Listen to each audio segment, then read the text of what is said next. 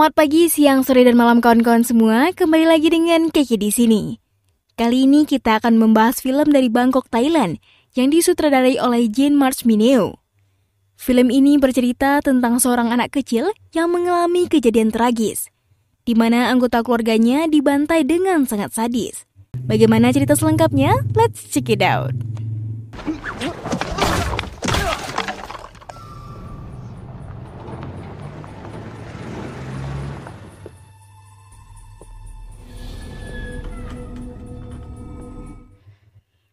Pada tahun 1990 di kota Bangkok, Thailand, di saat itu terjadi pembantaian terhadap salah satu keluarga dengan sangat sadis oleh beberapa orang bersenjata api. Para pembunuh itu melihat seorang anak kecil yang melarikan diri, hingga akhirnya mereka mendapatkan bocah tersebut dan menembak kepalanya tanpa rasa kasihan sedikit pun.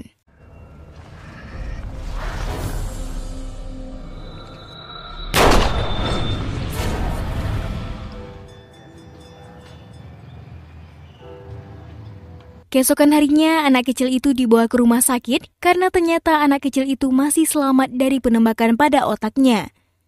Tembakan yang tepat di organ vital itu membuat para dokter di sana keheranan. Dan bocah ini bernama Manit. Sementara itu terlihat seorang inspektur bernama Sanya yang tengah menangani kasus pembantaian tadi malam terhadap keluarganya Manit. Beberapa waktu kemudian, Manit kedatangan seorang yang tidak dikenal. Kemudian memerintahkan dokter tersebut untuk melepaskan selang oksigennya. Disertai dengan sedikit ancaman, terpaksa dokter itu menurutinya. Namun seorang perawat baru bernama Tantika bersikeras mencegahnya, karena itu merupakan tindakan pembunuhan. Tapi tetap saja, akhirnya selang yang menempel pada hidung Manit dibuka dokter di sana. Tanpa diduga, sebuah keajaiban terjadi saat selang oksigen itu dilepas. Garis pada layar semakin bergelombang, pertanda kondisi Manit semakin membaik. Pria itu pun pergi dengan rasa kecewa. Ia pun menelpon bosnya, lalu memberikan kartu nama kepada seorang perawat untuk memberikan kabar selanjutnya. Malam harinya, Tantika yang khawatir akan keselamatan Manit, ia pun membawanya pergi dari sana diam-diam.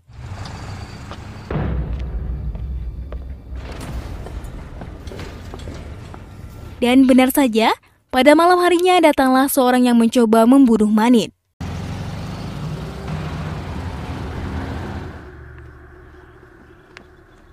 Keesokan harinya, Tantika tiba di sebuah desa terpencil dan kemudian menitipkan Manit kepada seorang pria tua bernama Ajan. ตอนนี้อาจารย์ก็รู้เรื่องทั้งหมดแล้วนะ แต่ฉันจริงจะช่วยเขาหายเร็วขึ้นนะ อาจารย์อะ Setelah Tantika pergi, Adjan mengobati Manit dengan cara tradisional. Hari demi hari ia lewati dengan mengobati Manit dan memberikannya sedikit terapi. Yes, ataraxic. His brain has been damaged. Karena ada kerusakan yang cukup parah di otaknya, Manit kehilangan emosinya. Dia tidak bisa merasakan kebahagiaan, kesedihan, ketakutan, bahkan rasa sakit sekalipun. Anything anymore. No happiness. No pain. Semenjak pulih, Manit diajarkan bela diri oleh Adjan.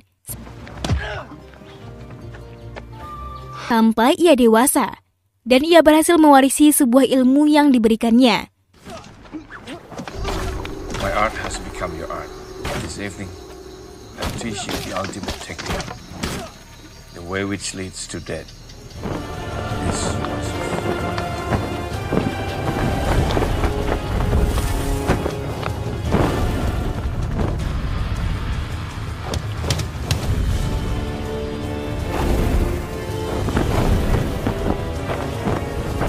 Setelah itu, Adjan mengajak Manit ke sebuah bar untuk menguji kemampuan bela diri yang ia pelajari selama ini.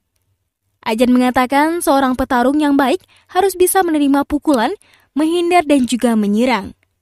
Who will I fight?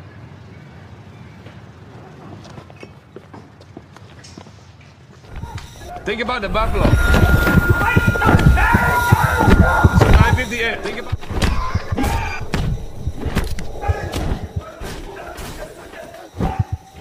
Setelah berhasil menumbangkan semua preman yang ada di bar itu, mereka pun pergi dari sana dengan begitu santainya. ที่ชาป่วยหนักอะค่ะต้องการพบมานิดด่วน Selesai makan siang hari itu, Manit menemui Tantika, perawat yang pernah menyelamatkannya dulu. Kini Tantika tengah terbaring di rumah sakit. Manit sudah menganggap Tantika sebagai ibunya sendiri. Tantika pun mulai menceritakan tentang ayah Manit, yang ternyata adalah seorang letnan yang hebat. Dulu ayah Manit menyelidiki jaringan besar para koruptor. Ketika itu ayah Manit tidak mendapatkan dukungan dari atasannya dan dianggap mengganggu. Dengan alasan itulah polisi membunuh semua rekan ayah Manit. Lalu kemudian mereka pergi ke rumah Manit dan membantai seluruh keluarganya. Hingga saat ini, belum diketahui siapa otak di balik itu semua. Di sini juga terungkap, ternyata Tantika adalah seorang detektif yang berupaya menyelidiki dan memecahkan kasus pembantaian itu selama bertahun-tahun. Tantika memberikan file yang dia peroleh kepada Manit. Tanpa disadari oleh mereka berdua, diam-diam seorang perawat mendengarkan percakapan itu, lalu melaporkannya tentang keberadaan Manit kepada seorang yang dulu pernah memberikan kartu nama kepadanya. Kondisi Tantika pun terus memburuk, dan keesokan harinya ia pergi untuk selamanya. Manit pun ikut menghadiri upacara pemakamannya. นั่นใครอะไม่เคยเห็นนะดูท่าทางเขาไม่ค่อยเศร้า Sepulang dari sana, Manit dibuntuti oleh 2 orang yang tidak dikenal.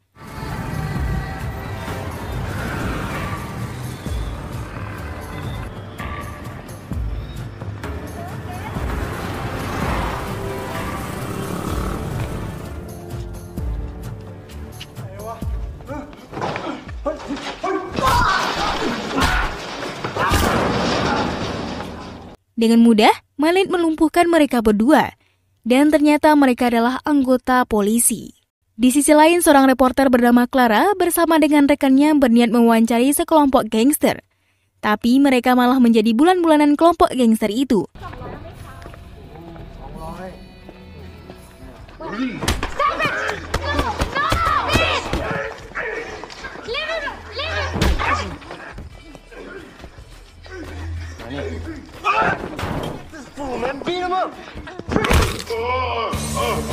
Kebetulan Manit melewati daerah tersebut dan memutuskan untuk campur tangan.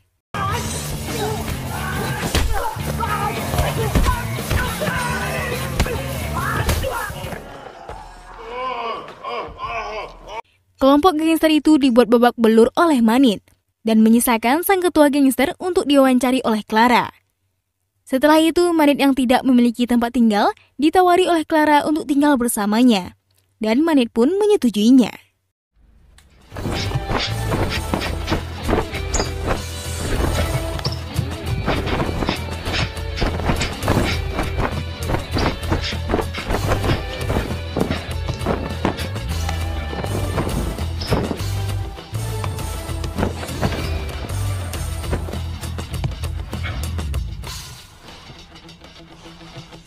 Keesokan harinya, Clara mengatakan pada Manit bahwa ia mengetahui isi file yang Manit bawa, dan ia pun bersedia membantu Manit.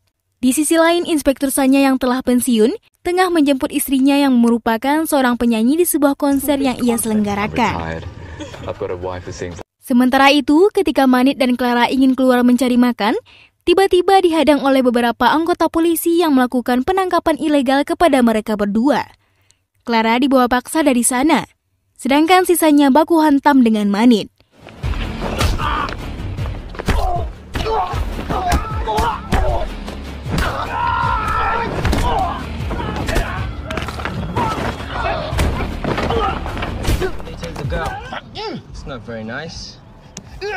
Manit pun memaksa salah satu dari mereka untuk mengatakan di mana keberadaan Clara.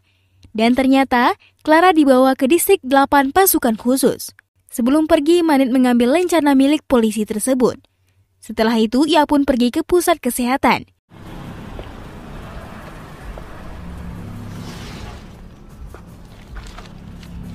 Di sana, ia melihat 2 orang polisi dan mengikutinya. Dan tiba-tiba, baku hantam pun kembali terjadi.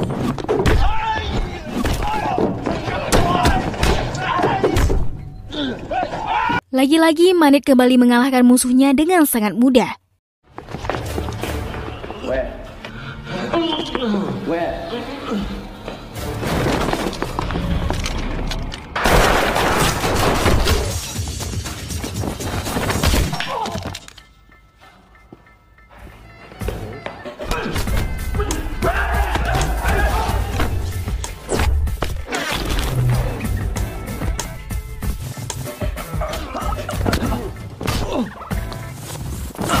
Bersamaan dengan hal itu, ia mendengar suara pria dengan tangan terborgol meminta tolong.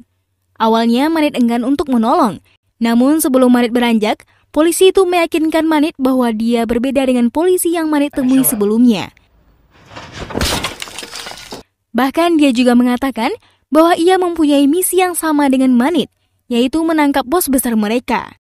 Pria itu bernama Anada. Ia juga melihatkan berkas milik ayahnya yang bernasib sama dengan ayah Manit. Kemudian ia juga memperlihatkan berkas milik ayah Manit yang juga ada di sana. Anada juga memberitahu Manit keberadaan Clara yang saat ini ditahan oleh gangster wanita.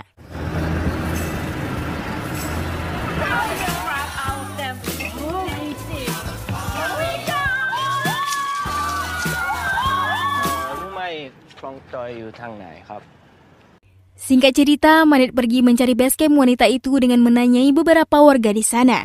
Namun tak satu pun yang memberitahu, karena gangster wanita itu sangat berbahaya. Ia pun memutuskan untuk masuk ke salah satu tempat baku hantam.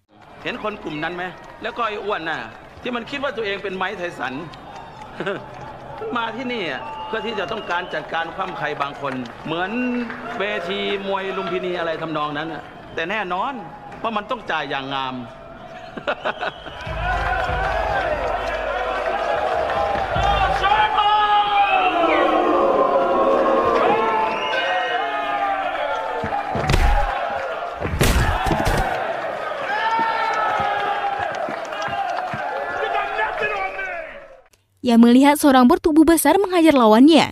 Ternyata lawannya ini sengaja mengalah, karena orang bertubuh besar ini rela membayar mereka berapapun, asalkan ia terlihat seperti jagoan. Setelah itu Manit menemui pria kalah itu. Ia menanyakan tentang basecamp gangster wanita itu, yang tentunya tidak gratis. Setelah tawar-menawar, akhirnya mereka sepakat di harga 40 baht, dan pria itu pun langsung mengantar Manit ke tempat tersebut.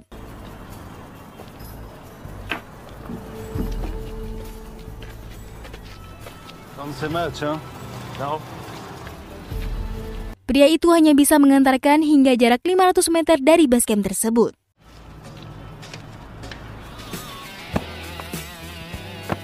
Di dalam basecamp tampak seorang gadis kecil yang tengah menjadikan mayat sebagai samsak latihannya.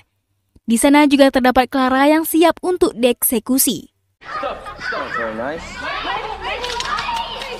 Namun secara tiba-tiba Manit disentrum garis kecil itu hingga tak sadarkan diri. Dan Manit pun juga ikut menjadi sandera mereka.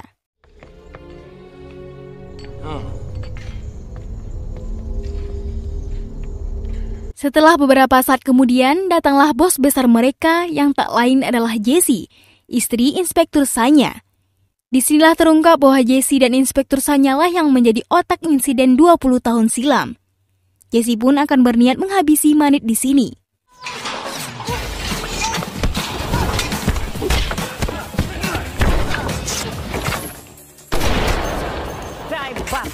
Manit yang ditembak kedua kalinya berhasil selamat. Karena kali ini, peluru itu hanya mengenai lencana polisi yang ia bawa. Setelah itu, mereka pun meloloskan diri. Yeah, I'm coming. Keesokan harinya, Manit diculik oleh beberapa orang bersenjata dan dibawa ke sebuah tempat untuk dilenyapkan.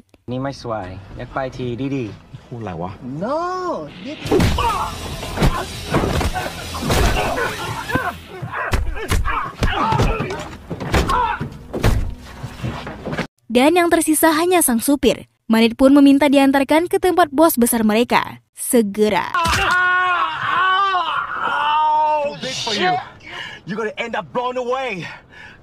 Sementara itu, Clara bersama Anada mencari keberadaan Manit. Dan di dalam mobil, ia menceritakan tentang berkas yang dimiliki Manit. Berkas itu berisi dokumen yang dapat memberatkan polisi korup atas pembunuhan orang tuanya. Must be police officers are screwing up the whole goddamn system. They must be found. Di sisi lain, gangster wanita menemui pemimpin jaringan heroin yang masih di bawah naungan Jessie untuk menangkap Manit. Bahkan gangster wanita itu tak segan menghabisi mereka jika mereka menolak perintahnya. Sembari berjalan, Manit menginterogasi sang sopir. Di sini ia mengetahui bahwa Jessie menjalankan perdagangan heroin di konser-konser yang ia adakan. Di tengah perjalanan, Mereka ditembak bertubi-tubi oleh pria yang ditemui gangster wanita sebelumnya.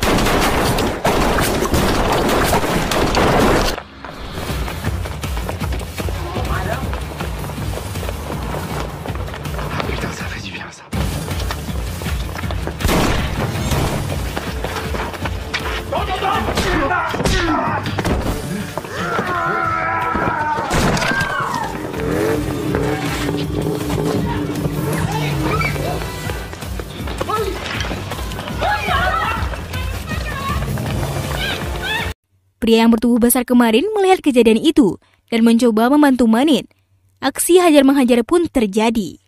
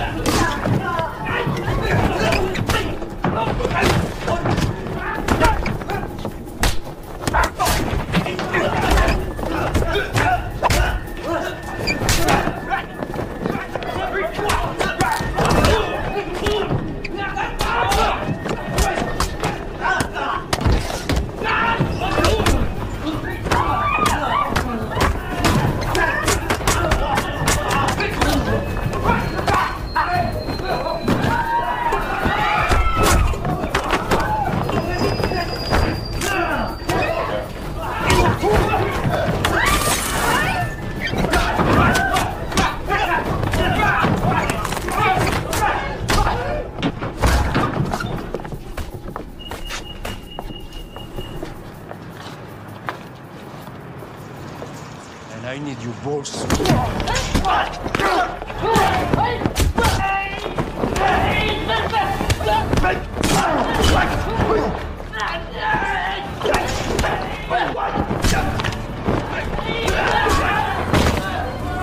Usut punya usut, pria bertubuh besar itu ternyata seorang mantan detektif yang tidak menyukai ketidakadilan.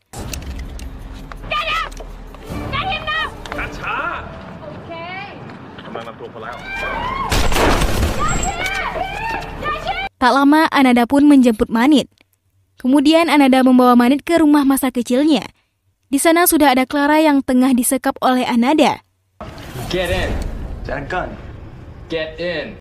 Ternyata semua ini memang rencananya Anada yang menjadi bagian dari inspektur yang juga berupaya membunuh Manit. Singkat cerita, Manit dibawa ke sebuah ruangan dengan tangan diborgol. Di ruangan itu juga ada orang yang menembak Manit sewaktu kecil. Dan saat ini ia akan menuntaskan tugasnya.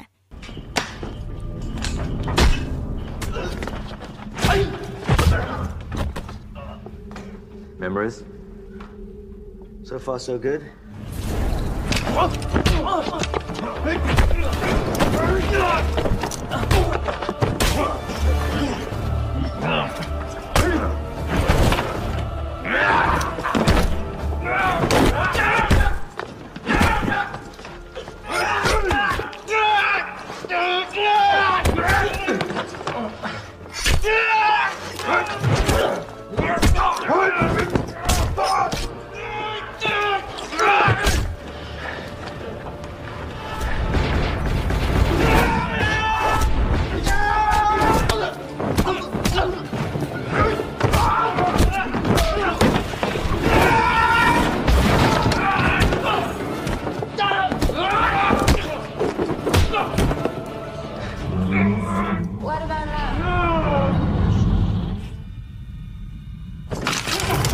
Setelah menumbangkan mereka, Manit mengejar Inspektur Sanya yang melarikan diri. Di saat bersamaan, Anada mencoba menembaknya.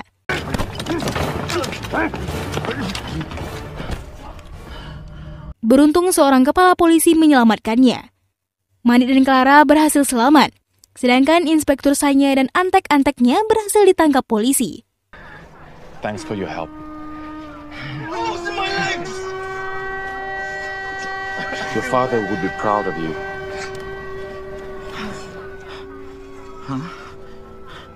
Dan film pun berakhir.